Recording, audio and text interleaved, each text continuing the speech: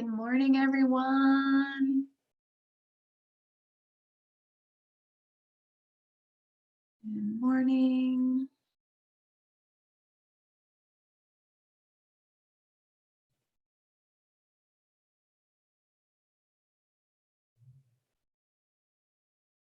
Good morning, everybody. Welcome.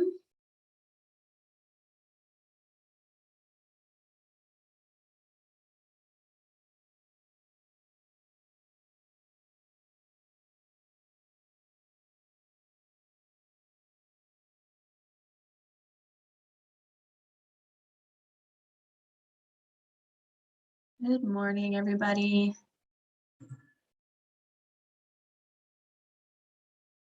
Good morning. Yeah. It's Wednesday. Halfway through.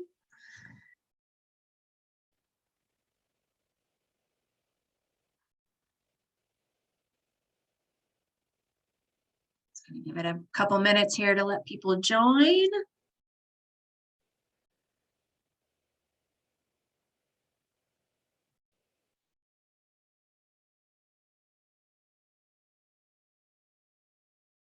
Good morning.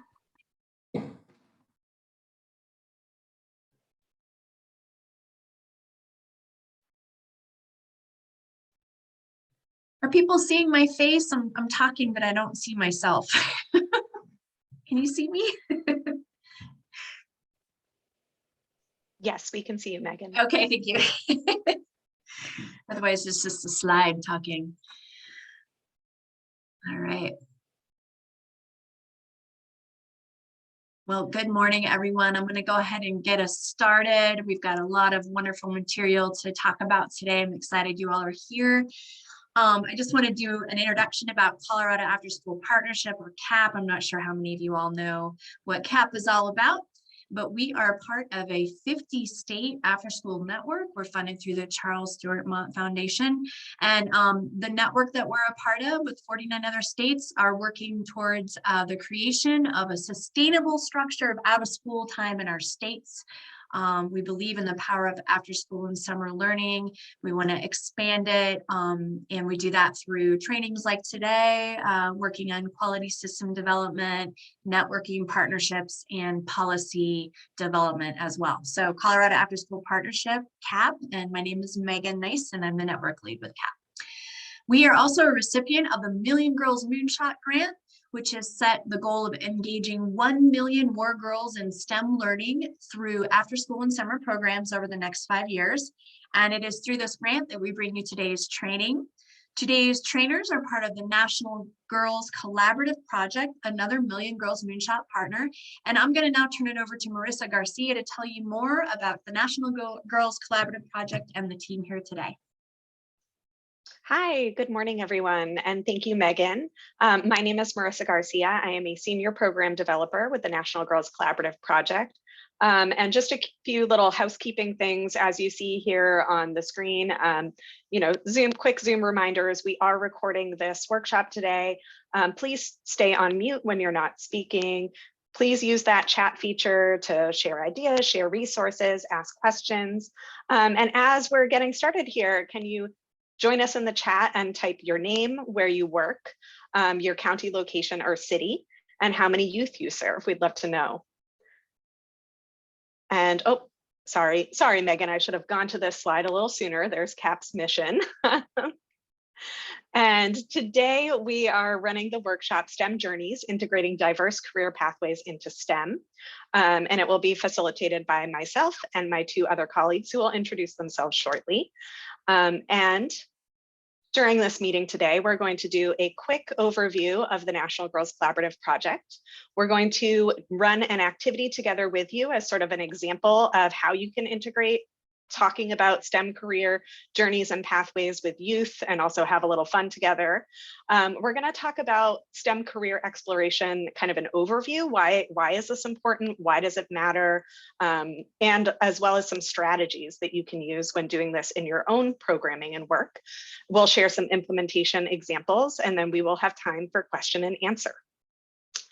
And with that, I'm going to turn it over to my colleague, Lahari, to get us started with the NGCP overview. Thanks, Marissa. Good morning, everyone. My name is Lahri Chalasani, and I should actually say afternoon for me because I'm actually in Northern Virginia, and I am a senior manager of programs here at NGCP and excited to be here to support Colorado Afterschool Partnership. So a little bit about the National Girls Collaborative Project. We support and create science, technology, engineering, and mathematics, or STEM experiences that are as diverse as the world we live in. To do this, we connect, create, collaborate with a network of advocates to promote equity and transform STEM for girls and all youth. We strive to maximize access to resources, strengthen the capacity of our projects, programs, and partners, and create the tipping point for gender equity in STEM by using the leverage and collaboration of our networks. That includes you all as part of our network. And so Megan mentioned that CAP is part of the Million Girls Moonshot, and we are NGCP is an implementation partner with the Million Girls Moonshot. We work together to support you in making your programming more equitable and inclusive. All right. And so a resource that we'll be sampling from today is the If Then collection. If Then seeks to further advance women in STEM by empowering current innovators and inspiring the next generation of pioneers. The collection is the largest free resource of its kind. In this digital library, you will find thousands, and when I say thousands, I believe there's 3,000 plus of photos, videos, activity sheets, and other assets that represent women in diverse STEM fields.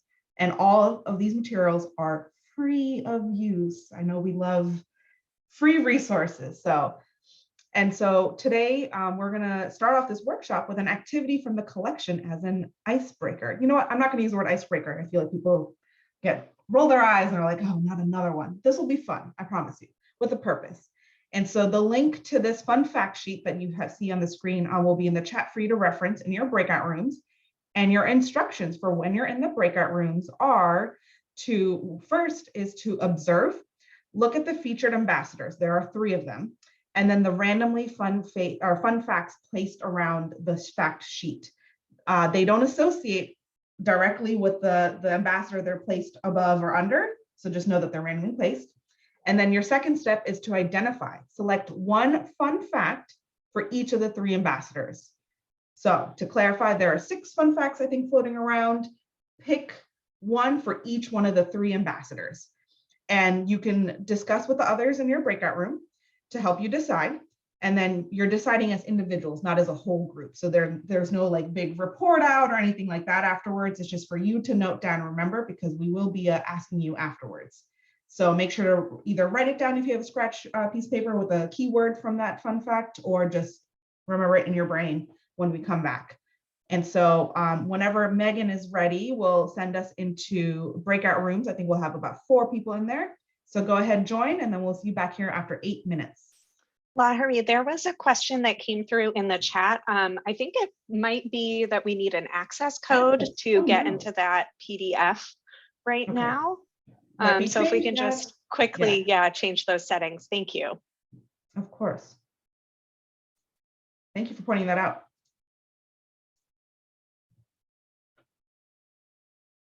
Okay, I'm putting a new one into the chat, and hopefully that works. Please confirm. Does that go into all the rooms too? That should. If it doesn't, I can pop into rooms. I think we can do a broadcast to broadcast a message. Yeah, that would be good. So I think.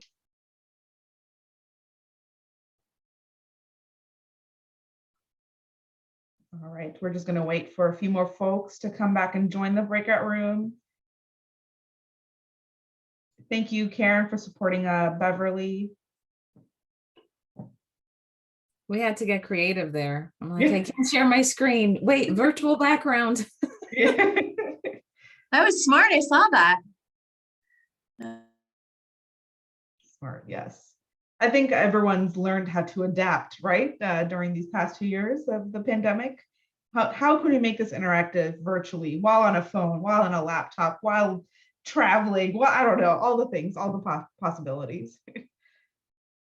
Thanks, everyone. We're just going to give a couple more seconds for everyone else. Oh, I think almost everyone is back. Okay, so thank you all for doing this activity. I hope it wasn't too difficult, and I jumped into most of the rooms to clarify any questions.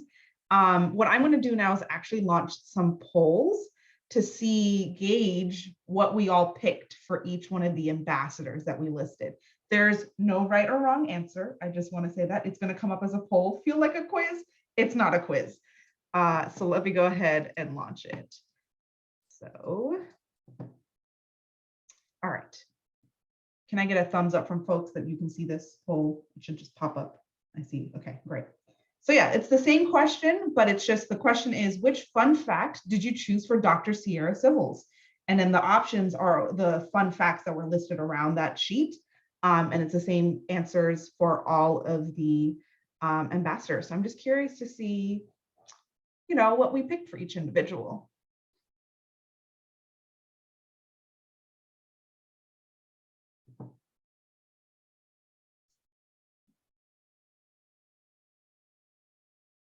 I'm seeing the answers come in. I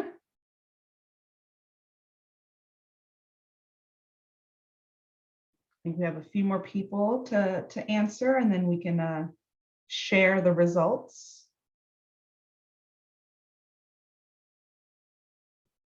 I love this because I know you all can't see it yet, and I will share the results, but no one picked the same thing for each one, so which is already great. All right, 70% have participated. All right, I think I'm going to go ahead and end the poll. If you didn't answer the question, it's not a big deal. Like I said, it's not a quiz. We're not being graded. So I'm going to end the poll and then share the results. And so you should be able to see them. And so for Dr. Sierra Civils, I see the most votes were for, and always inspired to do something around human rights. And then for Dr. Jessica Esquivel, the most votes were for, at age 5, she wanted to be funny, quirky, and smart, like the people that she saw on TV. And then for Dr. Victoria Herman was not always interested in science and wanted to be a model and an artist. Okay, so I know we said we're not quizzing or grading or anything, but I would love to hear from at least 2 people as to what their thought process was for when they picked those fun facts for their ambassadors. And feel free to use the Zoom feature to raise your hand, or actually raise your hand and then come off of mute.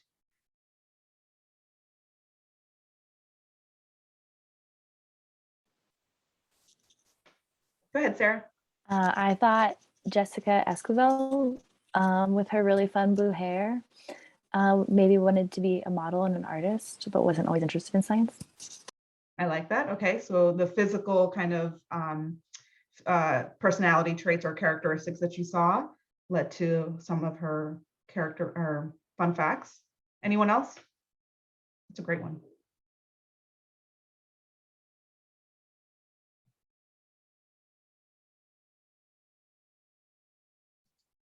I'll say it again, there's no right or wrong. Yeah, Chesney, and please correct me. No, that's it.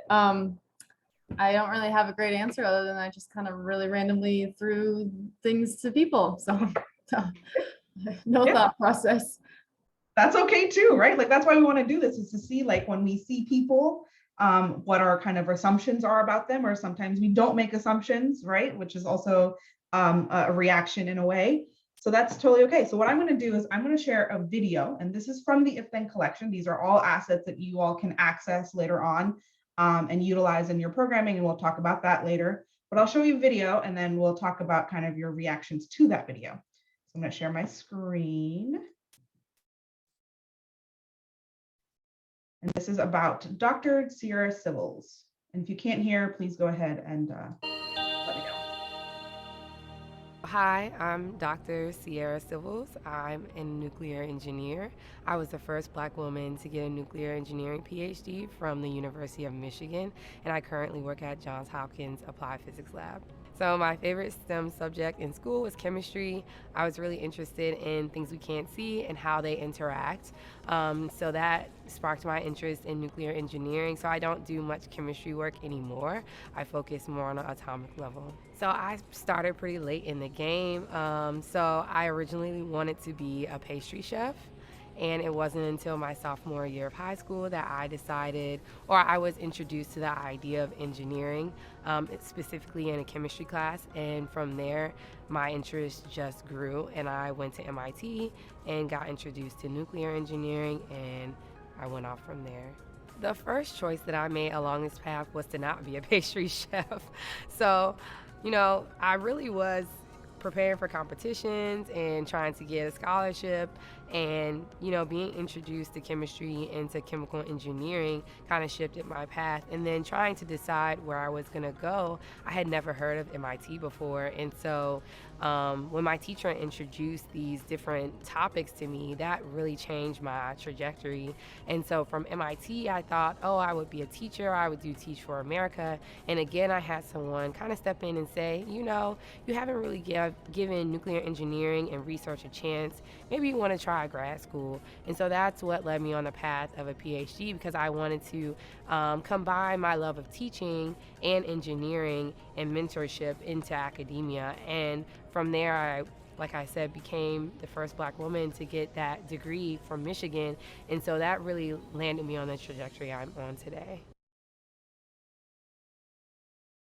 Okay, so now we've seen her share some of her own fun facts.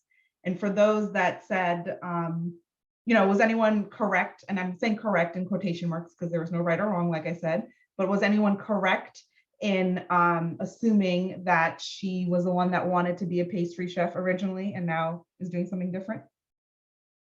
You can just use your hand like this. You can use the reaction feature in Zoom with a thumbs up.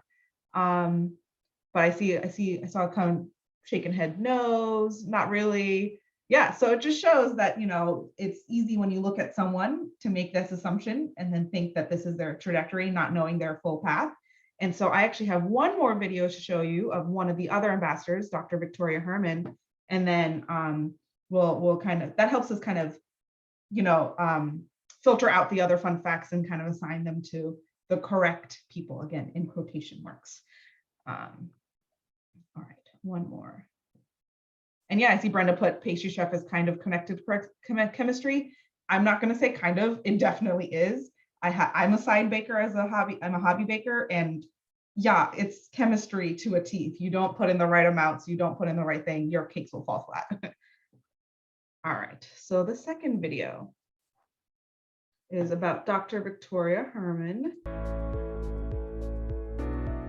My name's Victoria Herman, and I'm the Managing Director of the Arctic Institute. The Arctic Institute is a think and do tank. We do research on the many types of Arctic security, like climate change, energy, health, and culture. And then we put that research into action by helping communities be safer in a rapidly changing region. My grandparents are Holocaust survivors. I grew up hearing stories of my grandfather surviving Auschwitz and moving to this country, trying to make a difference in a new homeland. I was always inspired to do something around human rights. And in college, I discovered what climate change was and realized that climate change is the biggest human rights issue of our generation. So that took me on a path to climate change research, adaptation, and ultimately finding solutions with my colleagues.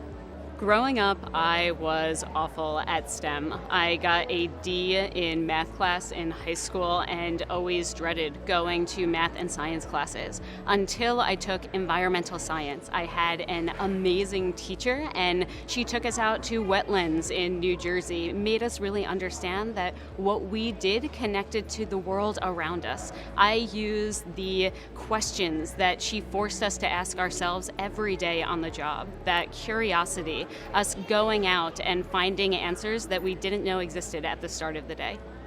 Right out of undergrad, I knew I wanted to do something with climate change, and I started my career in Washington, D.C., working on the biggest cities in the world and how we could reduce our greenhouse gas emissions. From Mumbai to Rio, we worked on reducing the emissions of transportation systems, which was amazing, but I realized that cities have a lot of resources. They have finances, technical assistance programs that many more rural and remote places don't.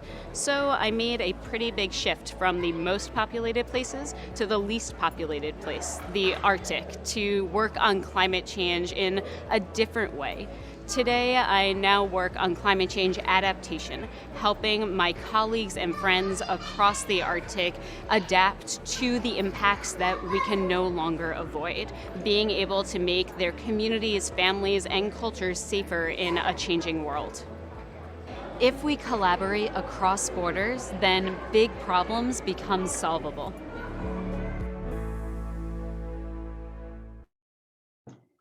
I especially love this video because I didn't even know that that was a job. So just really great to see this collection showcase not only diverse folks because of their backgrounds, their upbringings, and their kind of heritages, but also the jobs themselves, right? I think sometimes we think, oh, STEM, scientist, mathematician, right? You see science, technology, engineering, math, and those are the standard four, but there are so many layers to what STEM is. And as you can see, career pathways are never linear and cannot be assumed, right? And that was kind of the purpose of this activity. And so we just wanted to highlight everyone has a different story. And so today's workshop is around us encouraging girls to explore careers regardless of what they may look like. There's no set pathway, and how can we as educators incorporate that into our programming, and then see if there are some strategies we can incorporate. So I'm going to pass it over to Brenda to get us started on why it's important to do this work and get us kicked off on some strategies. Take it away, Brenda. Thanks, Lahari. And also, I'm not sure if you mentioned that that's an activity that the activity we did is part of a larger activity that you can do with youth. So we'll put that in the chat if we haven't yet. I'm Brenda Bridge. I'm also with the National Girls Collaborative Project. I'm glad to be here with you all today. I love seeing those videos. I've seen them before and I never get tired of them. They're really great examples to highlight as we're talking about encouraging girls and young women in STEM career exploration. Thanks, Lahari. She put the activity in the chat. So unfortunately, I think we all probably are aware of this on this call, but women continue to be underrepresented in the STEM workforce overall, and especially in computer science, engineering, and the physical sciences. So you'll see that although women make up almost half of the total workforce, they make up less than 30% of the STEM workforce. But the positive side is that we know girls and young women are equally capable in math and science, and they do well in math and science through their K-12 educational trajectory. Where we see differences for girls and young women is in their interest and confidence in STEM and their sense of belonging, that feeling that STEM is for them, and their perceptions of their future success in STEM. So regarding interest, here is some data around girls and young women's interest in STEM. You'll see that chart at the top. That's some data from the Student Research Consortium that shows that young women report less interest in STEM careers throughout their high school trajectory than young men. But also some research from the Girl Scouts. The Girl Scout Research Institute shows how much girls really are interested in STEM. So you'll see that they've reported that 74% of high school girls are interested in STEM as a content area, right? In activities, opportunities, just the classes themselves. And then of those girls who are considered interested in STEM, a really large proportion of them say they're interested in pursuing a STEM career, 81%. but only 13% of those say that it's their first choice. So this data is, this report isn't super new, but I love looking at it because I think it makes a distinction for us about the difference between girls being interested in STEM and being interested in a STEM career. Those are two different things, right? And we know that there's a lot of interest in STEM, and that's growing over time.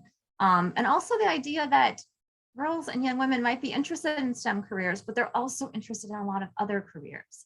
And I think some of those careers use STEM, but we don't classify them as STEM careers. So it's also a good decision to make when we're talking about encouraging girls and young women to explore STEM careers.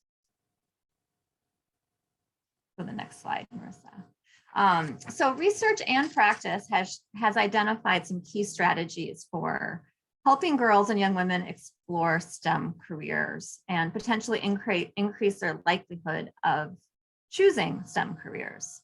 So the first strategy is simply awareness, right? So it's really about providing exposure to girls and young women and information.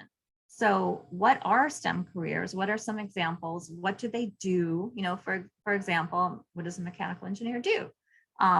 You've heard of a computer scientist, but how do you become a computer scientist? And like Lahari was saying, from those videos, even learning about careers that didn't exist. NGCP ran this program in the summer for girls, an online role model program, and we had a shark scientist speak. And I did not know anything about her career and that it could be a career. And so just that awareness and providing that kind of exposure and interest, and information for girls and women is really important. The second strategy is practice. So really to engage girls and young women in authentic STEM activities. So doing hands-on, real world STEM activities that people do in the field, right? That actual STEM professionals do. And then whenever possible, making those connections to STEM careers or jobs that might use those activities or those skills. For example, if you are learning about animal habitat in your community, and then you link that to what a wildlife biologist might do in their daily life and what kind of a difference they're going to make with that and why they're doing it, it really helps to make those connections for girls and young women between the activity they're doing and then a potential future in a job. And then finally, to really counter and dispel the stereotypes that persist around STEM and around who does STEM. So for example, some of the stereotypes about STEM careers are that they're not collaborative. And so for girls and young women in particular, they report that they want to have a job that involves collaboration. And so STEM careers are very collaborative. And so it's a matter of really showing that explicitly to girls and young women. And girls and young women also report they want to make a difference in the world, and I think Victoria's video really hit on this really strongly about how STEM careers can make a difference. And that's important to explicitly show. And then, as we've already mentioned, to show the diversity of STEM careers and the diversity of STEM professionals that are out there. It's really important for girls and young women to see STEM professionals who look like them, maybe have a similar background, and then to also show these different career pathways, right? So not everybody gets to their STEM career in a straight line, and not everyone does it in the same way. And all of those things really help us think, oh, so maybe I could do this, maybe I could be a STEM professional, maybe this is for me. And so those are all really just key strategies to think about as you're working with girls and young women around STEM career exploration. And now Marissa is going to share some more examples and resources to help you in this work. Marissa? Thank you, Brenda. Yes, so now we're going to talk about some ways. So we know why sharing conversations, activities, experiences around career exploration is important, but how can you actually incorporate that into your programming in all kinds of different ways?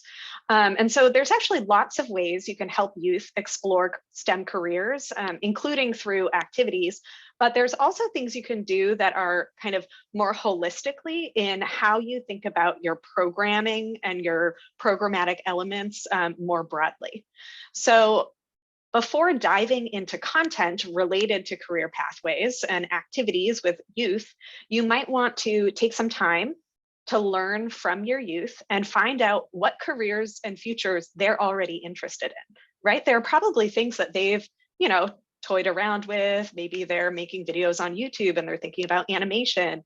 Maybe they're really into animals and they're thinking about biology or veterinarian or things like that. So really speaking with your youth, finding out what they're interested in can help you find activities and other things related to career exploration that they will be more engaged in because they feel like, oh, you've taken the time to get to know me and to get to know what my interests are. So surveys and quizzes to find out youth's career interests can be a really fun kind of low stress way to find out more about their career interests and goals. And so the resources linked here are from a website and organization called Career Girls, and they have been created specifically for teenage girls. But as we know, all youth, regardless of their gender, can benefit from exploring careers, and the resources provided here are fun, very light touch, they're informative, and they're really created for youth specifically. So the terminology and the information is easy to access, easy to understand, and the website is really easy to explore. So thank you, Lahari, for putting those links there in the chat. You can check those out and consider using those with your youth in your programming. You might also want to think about ways to incorporate your local communities and what's happening around you into career exploration opportunities. So you can learn in your community and learn about the careers and with or from the professionals in those careers that are in your local community. So one way to do this is through state websites. They'll all often have ways to search for really large industries that are in demand in your area. So for example, I live in Washington State. I did a quick little search of our Washington State government website, and I was able to see like, what are the big industries that the state of Washington is really into right now? What are we looking for? Renewable energy was a big one. Farming and agriculture was another big one. And I'm in Seattle, so I don't see a lot of that, but people on the eastern side of the state would be seeing a lot of that. So it's a great way to find out kind of in different regions of your area, what's happening, what's going on, and what are some, real career prospects that are potentially right in your backyard. You can also reach out to STEM role models in your region. You and your youth can reach out to role models through this FabFems database, which is linked here, and I think will be shared in the chat in a moment. So this database lets you search by location and by zip code, and the role models listed are the ones who pop up first are the ones that are kind of most active on the website. So they tend to respond really quickly and they'll get back to you pretty fast. And you can do lots of different things. You'll see on this slide here that the first one in Seattle, Washington, Gracie Ermy, who I've actually spoken with, and we've had her on an NGCP webinar, she is open for doing hands-on activities with students or online mentoring. A lot of them will also very happily answer emails. So if you want to have your youth find a role model, craft an email or a short message and say, hey, I'm interested in nuclear energy, but I don't know where to start. How did you start learning about nuclear energy in your career? You'll probably get a response, right? And they'll have a role model there who they can send some messages back and forth to explore that career more thoroughly. And like I said, as you see here with Gracie, some of them are even interested and willing and able to come to a hands-on in-person activity or join a Zoom call and talk with your youth in a live session. So definitely check out that resource, see who's in your area. And beyond the FabFems, you can also go to different companies, organizations that are in your area and reach out to the people who are working there, see if they have outreach programs. And I'm sure that you will find lots of people who are interested in sharing their career journeys with your youth. So with that, we're going to have you just think for a moment about your community, your region of Colorado, your county, your city, your town. What are some of the common STEM or STEAM industries and careers in your area that you're aware of? So we'll take a minute to think. As things come to mind, go ahead and type them in the chat.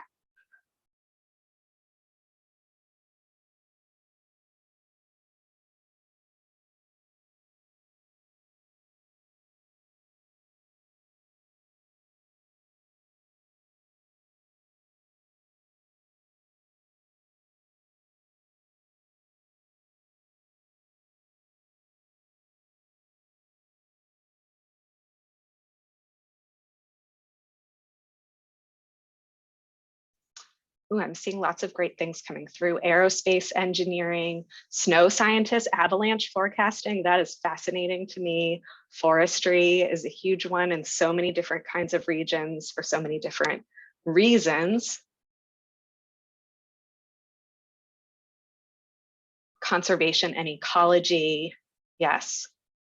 So there are a lot of things that kids can explore just right in your area, right in your backyard. And so as Brenda was talking about that strategy of practice and getting to really do kind of activities that are similar to these actual careers, that's one way to kind of get access to those, right? If your youth are right around, a place, Laramie, I love that, indoor vertical farming, and you're able to go and visit one, or you're able to do an activity where kids try to make their own vertical farm. I know Engineering is Elementary actually has a unit around vertical farms, so that might be fun to take a peek at.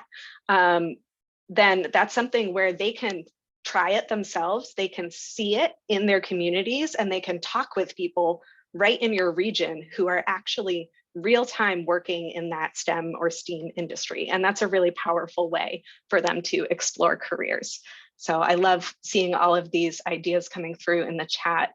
Alternative energy research and engineering, steel mills, health industry, computer science, aerospace, medical, geology, and mining. Fantastic. All right. So if more ideas pop into your mind, feel free to keep typing those in the chat. We'll keep going through. And finally, obviously, there are so many great activities to do with youth that help them to explore careers. The If Then collection, which is what that STEM Journeys activity Lahari did with you earlier, was kind of based on an activity for youth from the If Then collection. The If Then collection has an Million Girl Moonshot portal that has been created specifically for this initiative. And it includes 2 sections that are designed specifically for exploring career pathways. One of them is what you see here on this slide. This is a section of that Million Girl Moonshot portal around exploring STEM careers. Well, that's really obvious, right? And very, very connected to our content today. And then there is another section on the portal that is about presenting diverse STEM role models. And so like the activity we did today, taking a look at different If Then ambassador role models and exploring their diverse career pathways, exploring their diverse interests and their diverse careers, and just who they are as people and all of the unique things that make them fantastic STEM role models. So both of these sections of the website of that portal include assets like posters, images, videos, as well as activity plans that you can incorporate into your programming with youth. And in that portal, you will find that STEM Journeys activity, the one that's written up wholesale, not wholesale, that was a strange word, written up for youth, right? For you to do with youth. It's an educator guide. And then another website we had linked on this slide is the Engineer Girl website, which is a resource where youth can explore varied engineering careers. And it's a really broad website. There's lots of things. There's like Q&As that occur where they put up a question and engineers from all over the world can respond to it, and you can look at all of their different responses. They have challenges and competitions that girls and youth can sign up to do. And then they also have these try this activities, which is what I linked on the slide here. And these activities, again, are designed specifically for teenage girls, but they are just really great, fun, hands-on activities that are connected to careers. They can be helpful for dispelling stereotypes and assumptions about who does STEM. and what STEM careers are for all youth and all people. So that Try This section of the Engineer Girl website provides hands-on activity plans for you to use to do with youth, and it relates them back to different engineering careers. So you might see one that's all about mechanical engineering or electrical engineering or process engineering. And so if you have a group of youth who are really interested in engineering, but they're not, engineering is a really broad, vast field, and they're not sure where in engineering they might go, trying some of these activities can help them start to figure that out and explore. And with that, we are challenging you, not right now, but sometime in the next, maybe the rest of today, the next couple of days, as you continue thinking about how to incorporate career exploration into your programming, we're challenging you to take action and find 2 new resources you will implement around STEM career exploration in your programming. So if you have some in mind now, you could pop them in the chat, but we're not expecting you to just come up with these resources out of thin air. We'd love for you to think about them, take some time, see what works for you and your youth and your region and area. And with that, I'm going to turn it back to Lahari. Thanks, Marissa. So if you've joined any of the other Colorado after school partnership calls with NGCP or any of the Million Girls Moonshot calls, you may have seen this framework pop up, and it looks like a lot when you're looking at it, front face like this.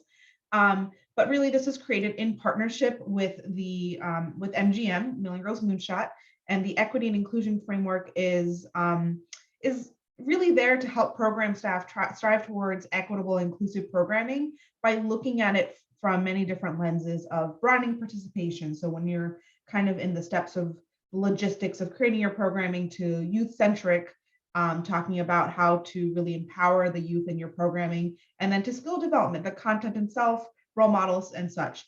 And so the reason why we bring this up here in this call too is that what we just talked about actually fits in beautifully with this framework. And so you'll see these 2 green boxes pop up. And so incorporating STEM journeys and career exploration align under the supportive relationship strategy and with the role models as the tactic. And then again, under the pathway strategy with career exploration as the tactic. And so this framework can be found on both the Million Girls Moonshot website as well as NGCP's. We'll of course share in the chat, and then with you all afterwards in an follow-up email with all the links that we talked, because we give you a lot of resources and a lot of information. We don't expect you to go save this chat and have it ready at your fingertips. We'll definitely share that with you. And with that, I will turn it over to Brenda to close us out. Thanks, Lahari. We have a few minutes for some questions. If anyone has any questions, or if anyone has any resources they'd like to share with the group, feel free to just unmute and jump in.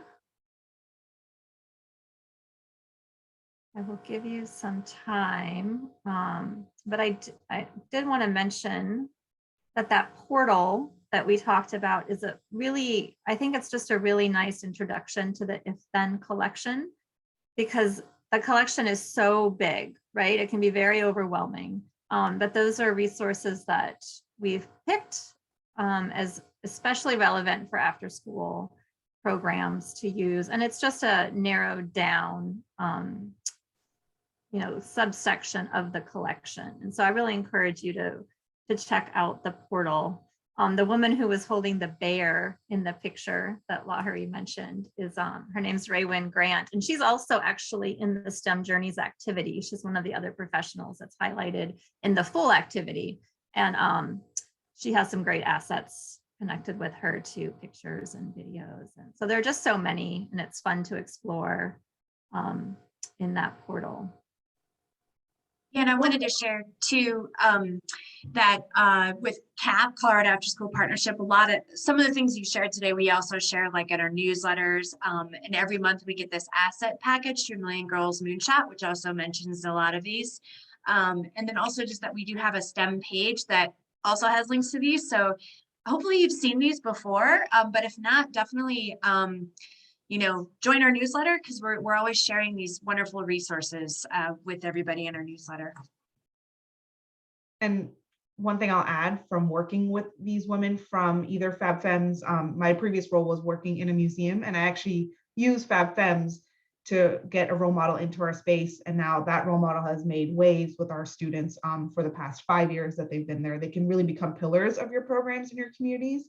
And then as well with the If Then collection, you know, they're portrayed in like a celebrity kind of status, but they're all down to earth and all here because they want to support your programming. They want to inspire the next generation. And so all of them are reachable, all of them are available, and they're all really nice, like just really, really nice to work with. And I think sometimes it's a little intimidating reaching out to someone, cold emailing, cold calling to be like, can you come do this program? But what I, you know, to help motivate that is just the worst they can say is I'm busy, right? Or I can't, versus heck yes, I want to be there. So, you know, just reach out. And then to Marissa's point, she was talking about like have them create a vertical, what is it? Treat, I forgot what it was, but the thing. Vertical farm. Vertical farm, thank you, yes. And sometimes you don't have the resources to actually recreate the actual component itself, but you can do a mock version, right? Make a like out of cardboard and scraps and things like that, just to get them in that mindset. And then they can talk to that role model that does work with the real stuff to be like, that's great, I see where you're making those connections. Because it is hard thinking, I don't have these resources, I don't have microscopes, I don't have telescopes, how do I then recreate the same work? You do it in a different kind of way, so.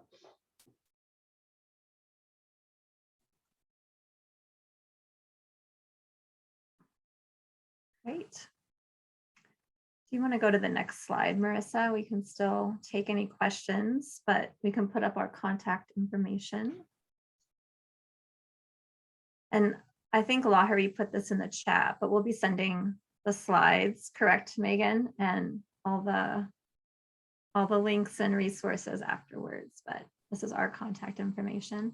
And then I think there aren't any questions. Megan was going to close us out, but we appreciate everyone being here and your participation. And yeah, thanks, Megan.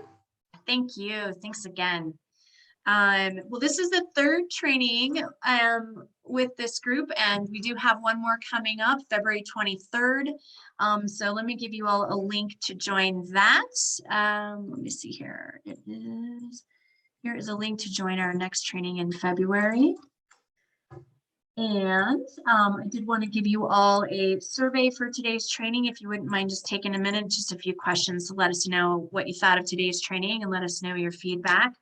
Also want to let you know about the Panasonic Eco Citizenship Project. Here's some information about that. You can apply for that up until January 31st. And right now they're doing a $25 gift card for all people that apply. But again, just visit that website there, Panasonic. And finally, another exciting thing we've got coming up in partnership with Montana and Wyoming Afterschool Networks. We have Design to Grow, which is a 2-day virtual conference that is focused on mental health and mental well-being of youth, and also of people who are working with youth, so all of you. So we'll hope you join us for that. So that is our upcoming events and activities. And I'm Megan Nice, and thank you so much for joining us today. And keep doing the great work. Go STEM.